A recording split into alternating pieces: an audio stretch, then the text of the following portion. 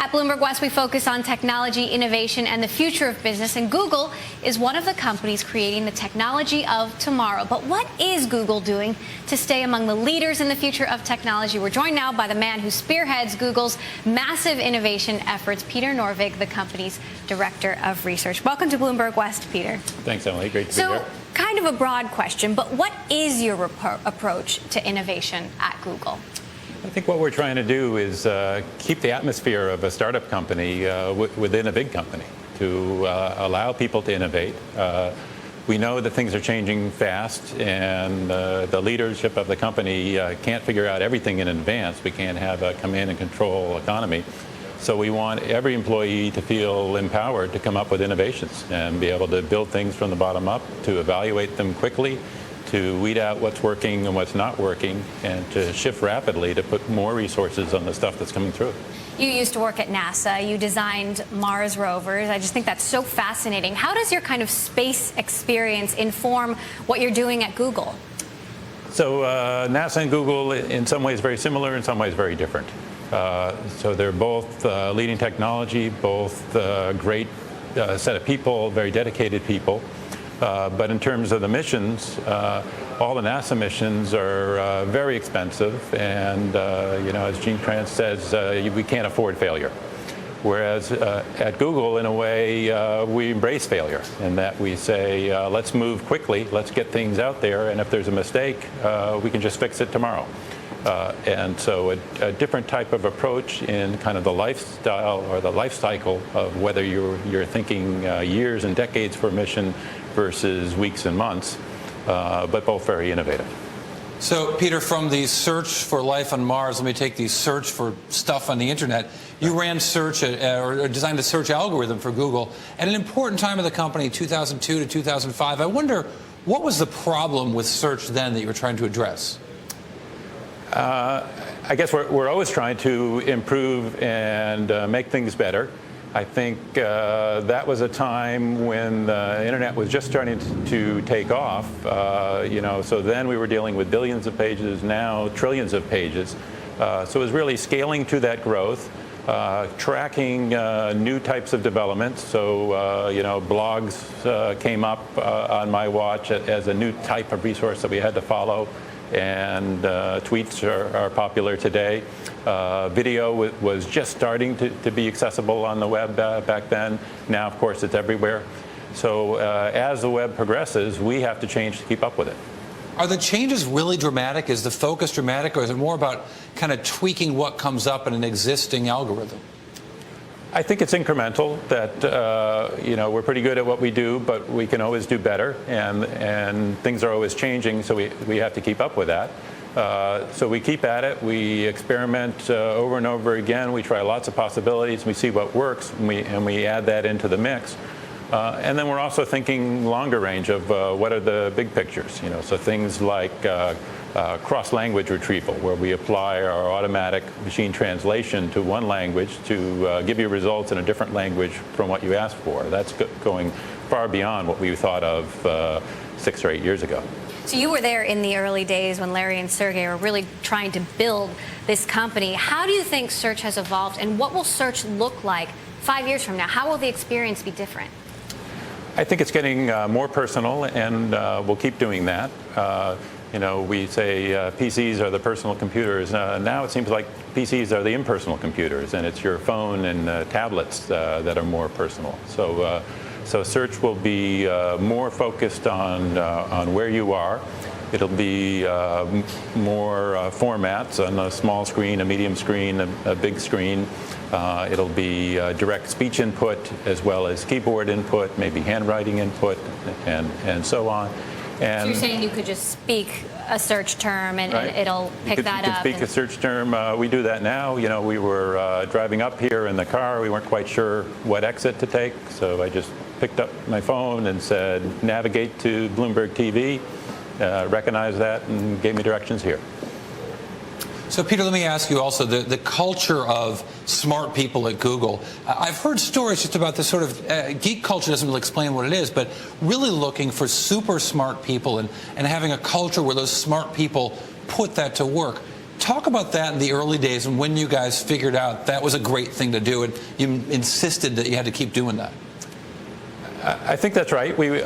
So being smart is a big part of it. I think teamwork is another part of it, and dedication, being willing to work hard, and really wanting to build something, right? So we don't want people who are smart just to show off their smarts. We want people who want to build something to make the world better. And we focus on getting those kinds of people and then giving them the resources to be able to deliver. And what about the flex time notion, whatever you call it, where people devote 20% of their time? I've always been curious about that because it seems like people waste enough time as it is at work. I wonder what you do to make that part of the company and make that time useful. Right. So we have this policy, 20% time, 1 day a week. You can work on whatever you want. You can tell your manager, I'm doing my own project. I think we did that to motivate the people who have an idea to have a structure in which they can follow it, because it's too easy to get caught up and you've got so much work to do and you don't have time to try anything new. So we thought we had to make it an official part of the company structure, that if you had an idea, you were licensed to go ahead and follow it. And I want to talk to you about this whole idea of artificial intelligence. You co-wrote a book on this. What do you think computers are going to be doing for us 5 or 10 years from now that would surprise us? I think there's a lot of things we'll see more and more. We're making a lot of progress on speech recognition, so you'll see more interaction by talking to your computers. We're making progress on computer vision, so you know now you can recognize faces. Even a small portable camera will find a face. Now we can attach a name to it, and we can start recognizing other objects out there in the world. And then going from the still pictures to videos and recognizing actions and so on. And so it'll allow your computers to be tied in more to the world. I mean, there's jokes now that my computer just doesn't recognize me. When I walk into the room, it doesn't know I'm there. The computers will start to know that. They'll know what you're working on. They'll be able to work with you better rather than you having to be completely in charge. So how do you look at this? Do you look at this as humans kind of leaning on computers for help outsourcing intelligence or knowledge, or actually making us smarter? I think it's a partnership that we let the computers do what they're good at so that people can focus more on what they do best. And, we've always had tools like that. Pen and pencil is a way of improving our memory, and computers will just allow us to do that even more. Let me ask you about take it back a little bit in artificial intelligence. How do you define artificial intelligence? The way I define artificial intelligence is making computers do the right thing when it's not clear what the right thing to do is. So normal computer science is writing an algorithm to get the right answer. If you want to balance your checkbook, there's one right answer, and you add up the numbers right, and you know what it is. So artificial intelligence is when you don't know what to do. So things like machine translation. I give you a sentence in English. I want a sentence in Spanish. It's not easy to write down the rules for exactly how that process is going to go. So artificial intelligence is figuring out how that happens when there are no set rules. Is it essentially computers thinking for themselves? First time I encountered it was some video game programmers who told me they designed a room where the character in the video game had to run through and open some cages of gorillas. They didn't design it so the gorillas would fight each other. Then they once went in the room as a player and found the gorillas fought each other, and they created some form of these computers dealing with themselves. Is that the essence of it? Yeah, I mean, the word think is always tricky. It's not clear whether we want to apply think only to what people do or what computers do. But I think we want the computers to operate more on their own and to take the right action.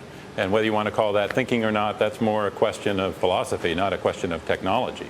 But we want computers to be able to observe the world, figure out what's going on, and then figure out what to do. And that's what artificial intelligence is. So I rode in Google's robot car, which was absolutely fascinating. I mean, Google's been doing all of these new things, healthcare, energy, but that's definitely led to some questions about Google's focus. I mean, how do you guys deal with that internally? I think it's great that we're branching out like that, and I mean, focus is important, but we've been able to focus really well. And you look at our quarterly results, and we're doing extremely well, and we keep improving. something like the cars, well, we got 20,000 employees. If we put 20 of them, 0.1% on a project that might be the next billion-dollar industry, that seems like a pretty good bet. And we want to make more and more of those bets. Peter, when we look at those quarterly earnings, what we see is that almost all of the profits of the company and almost all the revenues come from the search business. How much is, when you're thinking about new things, cool things to do at Google, how much of that is motivated by, I want to contribute to the bottom line, or is it do something cool, figure out where the money is later, which is sort of how Google started? I think what most people are trying to do is keep our customers satisfied, and we recognize that if we have satisfied customers, there will be a way to make money, and that's worked well for us so far, and we think it will continue. And so when we think about what we're doing, we're saying, how many people is this going to delight? Is this going to make them happy? Is this going to bring in additional customers? And that can come anywhere. And it helps that we have this whole infrastructure where everything's tied together, so it's easy to introduce new products that add on to what we have and improve the experience for all our users.